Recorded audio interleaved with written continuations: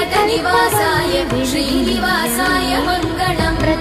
Lakshmi सविभ्रमालोकसुखो विभ्रमचक्षुषे